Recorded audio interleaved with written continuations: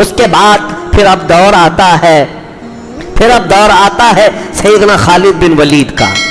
حضرت خالد بن ولید رضی اللہ تعالیٰ عنہ کو حضرت عمر فاروق کے چہیتے صحابی یعنی چہیتے دوست حضرت ابو عبیدہ بن جراح، یہ عشرہ مبشرہ میں سے ہیں، اور بہت سارے فتوحات میں آپ کا کردار رہا ہے۔ حضرت ابو عبیدہ بن جراح کو ملک شام کی فتح کے لیے بھیجا گیا تھا، حضرت خالد بن ولید وہیں تھے۔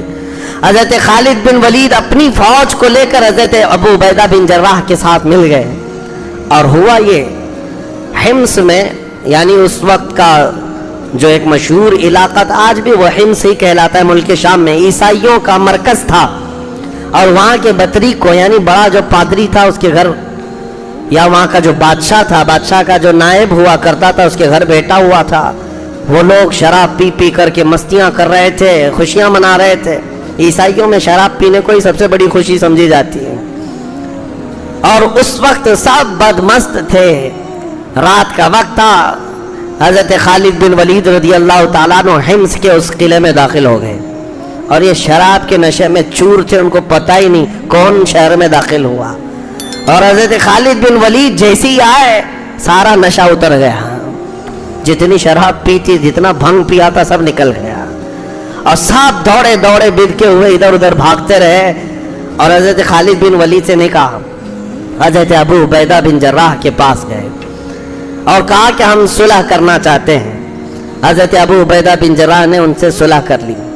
ایک طرف حضرت خالد بن ولید جنگ کرنے آئے تھے، دوسری طرف ابو عبیدہ بن جراح صلح کر رہے تھے، اور اسی اثنا میں دمشق جو آج بھی راجدھانی ہے ملک شام کی، حضرت خالد بن ولید کا صرف چل کر کے آنا تھا، جنگ کرنا نہیں تھا، ان کو صلح پر مجبور کر دیا، صرف چل کر کے آئے تھے، اور اس کے بعد حضرت ابو عبیدہ بن جراح نے صلح کر لی، تو ملک شام کا یہ دمشق علاقہ سب سے پہلے اسلام میں آیا۔ یہ رومن امپائر کو اب چھیڑ دیا تھا، اس وقت کے سپر پاور، دوسری سپر پاور طاقت روما کو چھیڑ دیا اور دمشق کو حاصل کر لیا۔ سیدنا خالد بن ولید کی ایک ادا بڑی پسند آتی ہے۔ ایک اور علاقہ عیسائیوں کا تھا حمص کے بعد، وہاں آپ اپنی جوان لشکریوں کو لے کر پہنچے تھے، فوجیوں کو۔ عیسائی بڑے مکار اس وقت بھی ہیلے کرتے تھے اور کسی نہ کسی طرح حربے سے گمراہ کرنے کی کوشش کرتے۔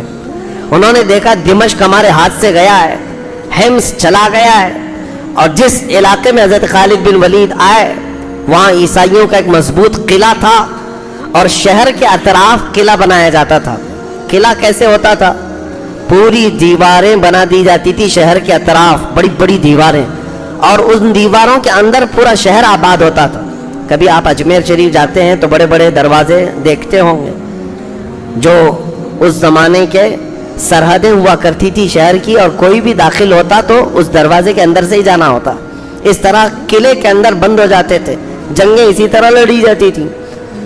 تو ان عیسائیوں نے سارے دروازے بند کر لیے اور قلعے کے اندر بیٹھ گئے، کیونکہ ان کو پتہ چل گیا خالد بن ولید اپنا لشکر لے کر آ رہے ہیں۔ لڑنا تو تھا نہیں۔ یہ محاصرہ 40 دن تک چلا، یعنی حضرت خالد بن ولید پیچھے ہٹنے والے تو نہیں تھے۔ پورے فوج کو لے کر کے انہوں نے بھی پڑاؤ ڈال لیا کہ ہم بھی یہیں رہیں گے، تم جب تک باہر نہیں آؤ گے ہم بھی باہر ہی بیٹھے رہیں گے۔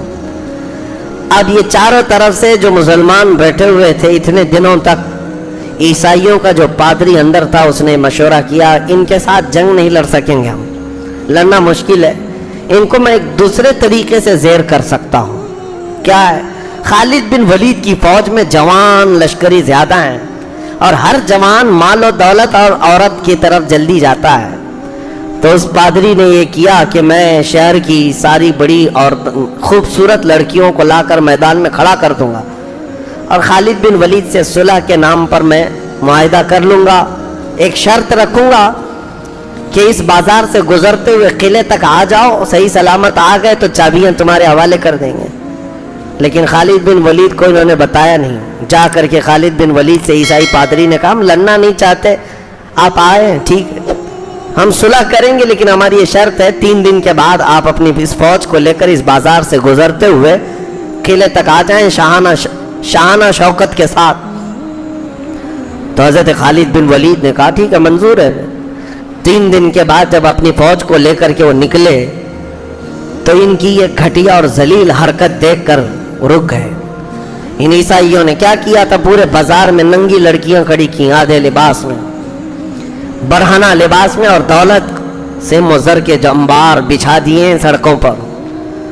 ظاہر سی بات ہے یہ نوجوان لشکریوں کو لوٹنے کے لیے. آج بھی فوج میں بہت برائیاں رہتی ہیں, مہینوں سے فوج دور رہتی ہے گھروں سے, تو ان کے اندر نفسانی خواہشات آ جاتی ہیں, یہ سوچ کر کے کبھی بھی فوج کو توڑنے کے لیے اس طرح کی حرکتیں ہمیشہ کی جاتی رہیں, عیسائیوں کی طرف سے ہوتی رہیں.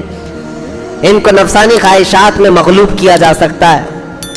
اب جیسے ہی حضرت خالد بن ولید کی نظر پڑی, اللہ اکبر, کمال استقامت ہے. استقامت اللہ نے کیسی دی, آپ کھڑے ہو گئے اور ایسی تقریر کی تھی وہ آج بھی محفوظ ہے. اپنے نوجوان سپاہیوں سے کہا آج تمہارے امتحان کا وقت ہے, اگر تمہارا قدم ڈگمگا گیا تو قیامت تک آنے والی نسلیں تم کو برائی سے یاد کریں گی, تم پر لعنت بھیجی جائے گی, اور اگر تمہارا قدم صحیح سلامت رہا تو قیامت تک آنے والے تم پر رحمتوں کے پھول برسائیں گے, خوشیوں سے یاد کیے جائیں گے. وہ جوانوں نے پوچھا ہمیں کیا کرنا ہے؟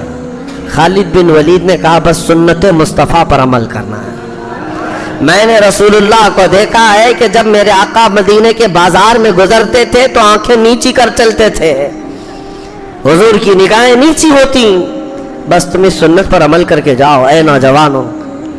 اسی لیے میرے آقا نے فرمایا النظرۃ سہم من سہام الشیطان, نظر جو ہے شیطان کے تیروں میں سے ایک تیر ہے. سب سے پہلے تمہاری نظر دھوکہ کھاتی ہے.